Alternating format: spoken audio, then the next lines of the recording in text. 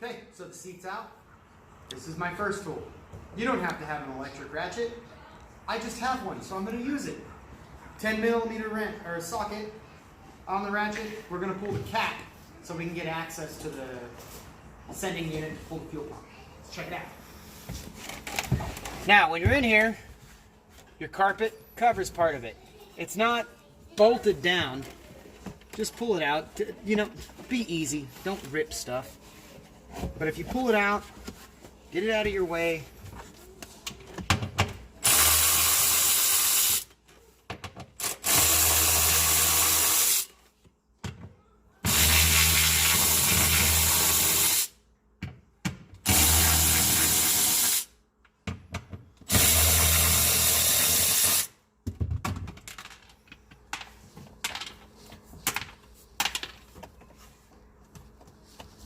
Looks like we need one more tool, a flathead screwdriver. Be right back. All right, guys, we're back. I have a flathead screwdriver. Really, it's just because I don't have fingernails. Some of you guys might. And if you've got good fingernails, you might be able to get it up. I can't get that thing off. It's not glued, it's just a seal. Look at that, a fuel pump. We're gonna pull the sending unit. It's just a spin-on cap, pop that. Be right back with you and I'll show you what we're going to do. Okay guys, I got ahead of myself. Do not change a fuel pump before you take your positive cable off or negative, whatever you want to do. Take one of the cables off your battery. Negative's usually safest, but whatever. On a Mini Cooper, it's really not a big deal. Again, we're still talking about a really quick fix here. Look, there's our battery. Let's loosen it. How about that? Negatives off. We're fine. Let's get back to the fuel pump. Okay, so here's the problem. Changing a fuel pump on one of these Mini Coopers is very, very quick, and it's not difficult. So I'm getting ahead of myself. So I want to kind of slow things down. I showed you the battery. Get the battery disconnected, but also once you take the cap off, take your shop vac, and get all the dust and debris out. You don't want to blow it all over your car with the air wand. So take your shop vac, suck all that crap out because you don't want to dump anything into your tank. I've also seen people put plastic all over their cars, and honestly, if you're careful, you don't have to do that. This is a really quick job. You'll also see that we've got every door open. We're doing that because we don't want gas smell in the car. So we're going to get the shop vac and we're going to get all the dust that's around it. Get in there.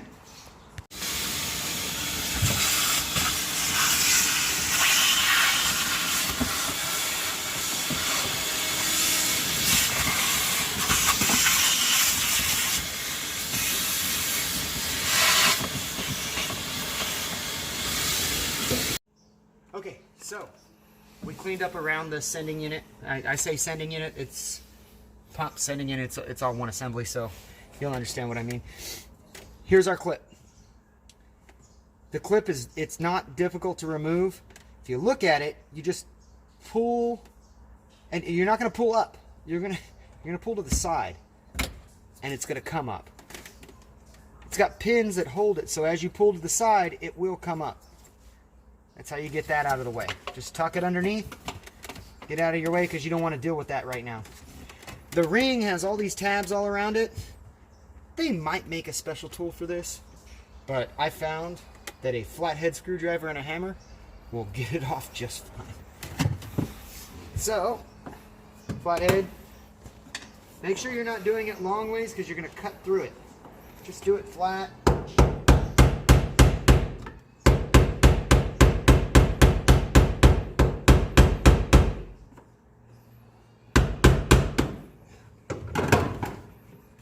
I will tell you, if you're a real man, you could probably just grab this and turn it.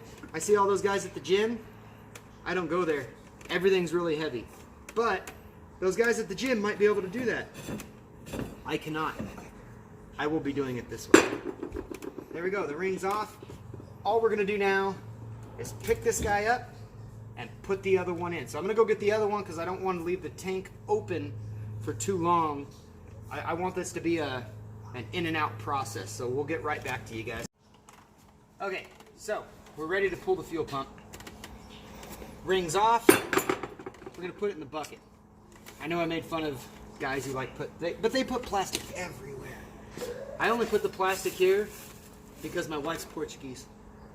And if anybody knows what that means, I'm gonna hear about it if I don't. So there's some plastic there. I'm gonna put this in the bucket. Just again, my flathead screwdriver. It's got like a rubber seal, so just need something to help you get it off. Again, a real man, one of those guys going to the gym, they might be able to do it, but I just don't go to the gym. Okay.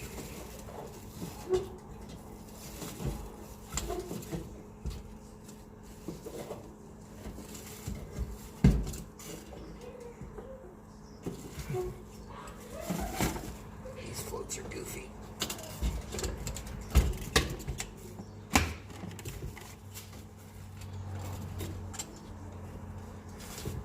Alright, I need another pair of pliers. Okay. So I got my pliers just because this zip tie is a little tight. So I'm just gonna snip it just to make it easier to get this darn thing out. You don't have to, that's just what happened for me. So you see right here, this clip, we're gonna push this button right here.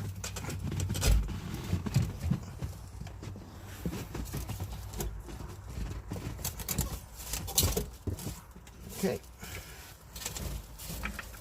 now it's out. There's one other deal we're going to release. This clip, that's what we just cut that zip tie to. Now, get this guy out of here. I think it's awesome that the fuel pump quit when this thing was full of fuel.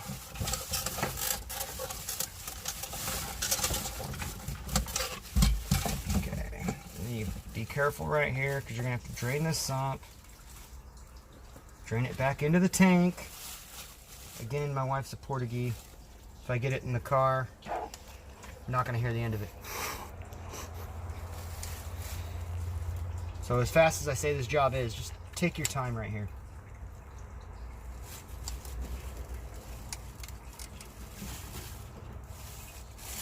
There we go. Okay. Still find everything. It looks good.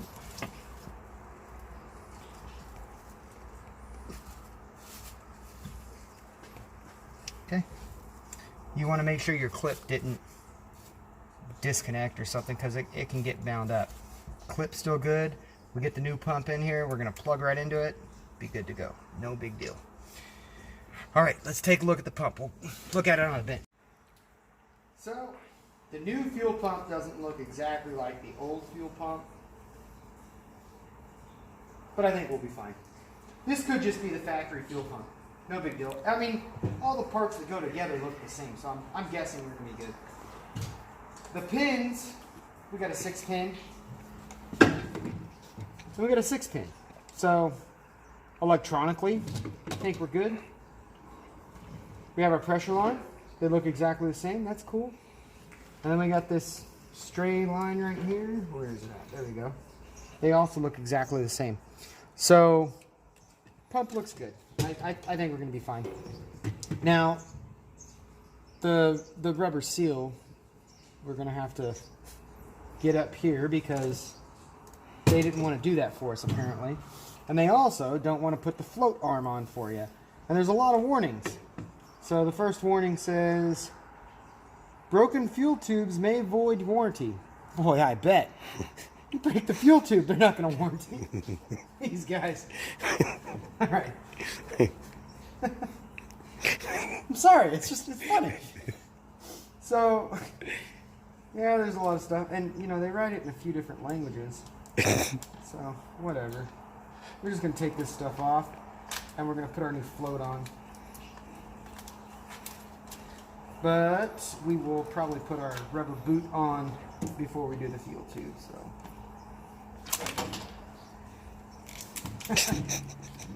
You believe that broken fuel tube might void your warranty. Sure will. That's just very funny to me. So anyways, just run that hose right up. Clear everything in here. Not hard. It's installed. Told you guys this is a pretty piece of cake job. The float, an arm, it's got a clip. Shove it in and clip it. Don't slide it up like that, because now I gotta slide it back down. Actually, this is gonna make it easier for me to set. Let's put it in first. There, now it's clipped. Now we'll slide the sending unit back into that spot. There we go. So, you don't have to pop it out like that, but honestly, I think that was easier. So, okay, we're gonna go put it in the car now. We're back in the car with our full tank of fuel, which is still a little irritating. So, again, when you're putting it in, you saw all those warning things. They really don't want you to bend this. This is the accuracy of your fuel tank, so don't do that. Just take your time and get it in there. Now, you've got 3 lines in here.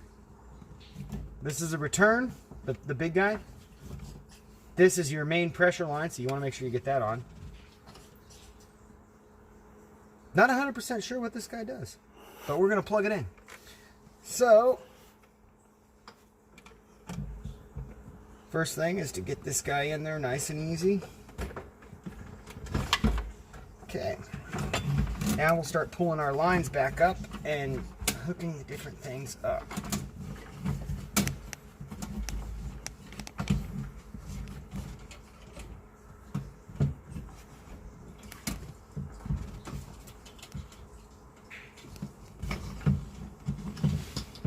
Okay, on my first fishing expedition, I got our fuel line and that 2-wire clip, so let's hook those up.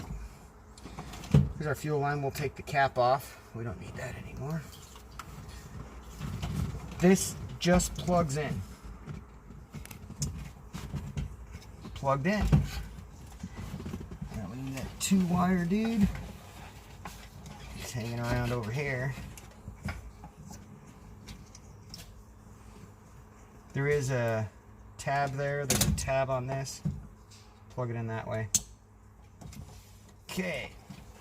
Now that return line to that big guy we were looking at, it just clips onto the deal. In all honesty, that guy could probably stay in there, but we're going to put it in factory, which is not the way I do things. Most of the stuff I do is not factory, so. There. I'm not going to be able to show it to you, so clip it on right here and lock it down. Now, this sits with this edge right there, and then we put our ring on. Lock it down, plug it in. We'll get back to you guys. Okay, so I'm taking another warning sticker off. I don't even know what this one's telling me.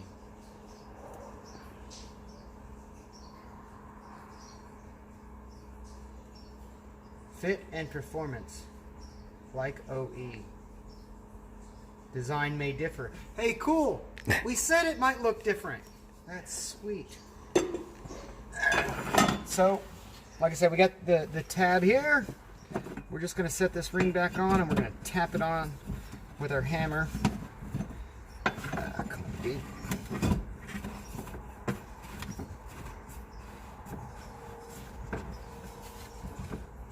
There we go. Put this dude around.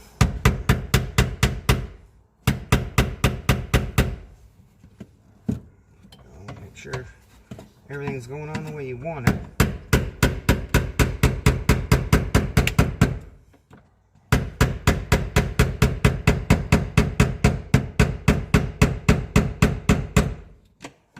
And again, you want to make sure this thing seals up properly, because if your wife's Portuguese, you're going to hear about it. I don't know. I'm not picking on Portuguese. My wife's just Portuguese, so I know how that works. You guys could tell me other things. I don't know.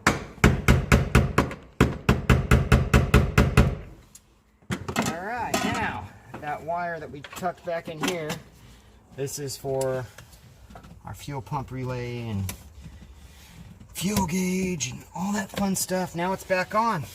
Okay, simple as that. Pumps in. We're seriously just gonna drop this stuff back on. You guys saw how easy that seat came off.